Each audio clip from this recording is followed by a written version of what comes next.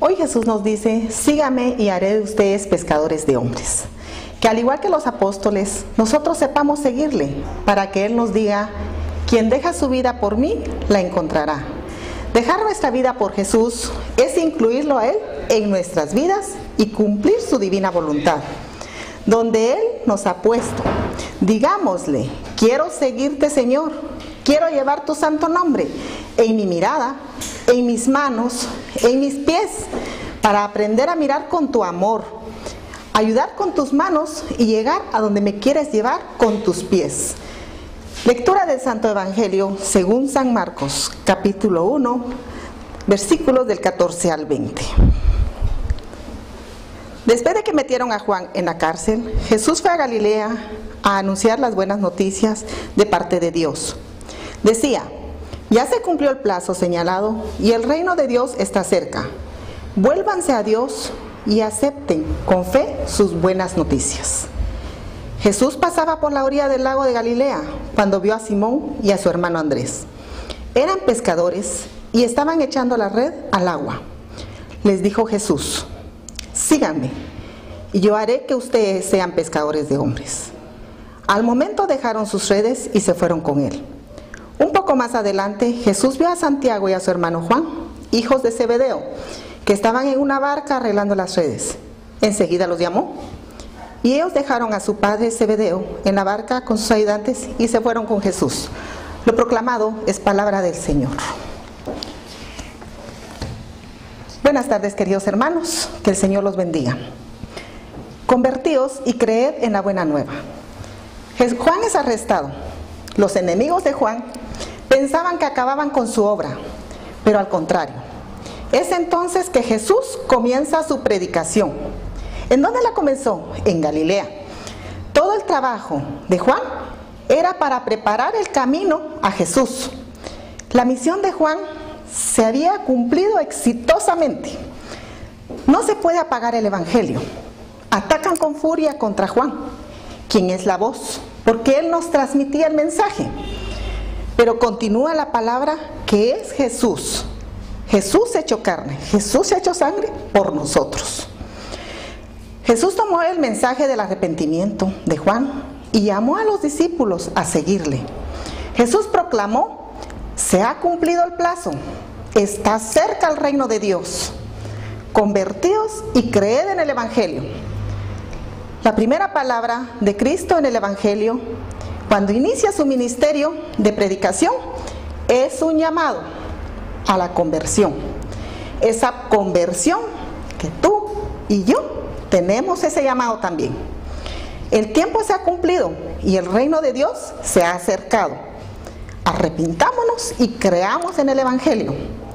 Es interesante y provechoso relacionar el acto del arrepentimiento y el conocimiento de uno mismo.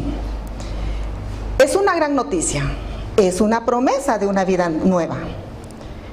El Padre nos recomienda vivir en seguimiento del Verbo. Ese Verbo que es Jesús, no porque tuviera necesidad de nuestro servicio, sino para procurar la salvación día a día. Porque si nosotros seguimos al Salvador, tenemos parte en la salvación. Como seguir esa luz. Yo pongo una luz, la sigo. Miro una luz encendida en un cuarto, la sigo. Es lo que nosotros debemos de hacer. ¿Por qué? Porque nosotros los hombres muchas veces pensamos que nosotros somos los que resplandecemos con la luz. No, hermanos, somos los iluminados. Son hechos resplandecientes que hacen que brillemos, pero que iluminemos antes que brillar. Nosotros los hombres nada podemos añadir a la luz, sino que la luz nos ilumina y nos enriquece. Y la misma luz hace que nos convirtamos cada día. Llegar a arrepentirse entraña muchas cosas y no equivale simplemente a sentir vergüenza, incomodidad o culpa, porque eso es lo que sentimos. El genuino arrepentimiento va siempre de la mano del conocimiento de sí mismo. La Biblia suele decir describir este proceso en términos de una luz que lleva a la persona a descubrir algo que no ve. Lo descubierto tiene que ver con los actos pasados y la condición presente. Tiene que ver con lo que uno es y con quién es Dios. Tiene que ver, en fin, con la humildad, la confianza y la esperanza. No es algo tan sencillo, ni burdo ni inútil, como un dedo que acusa y hunde en desesperación. Porque muchas veces sentimos que nos están señalando y nosotros mismos nos desesperamos. Es un acto bien compuesto, profundamente respetuoso y humano, porque la persona a la vez se conoce cada vez mejor y empieza a vivir mejor cada día. La palabra conversión alude a un cambio de dirección o de rumbo. El rumbo nuevo brota de una nueva luz. Una luz que muestra lo que yo no veía antes.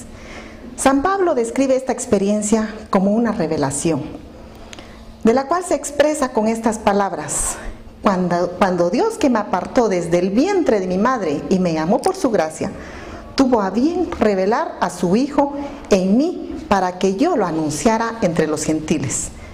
Es la parte esencial, porque realmente, hermanos, Dios se revela en mí cuando yo cambio.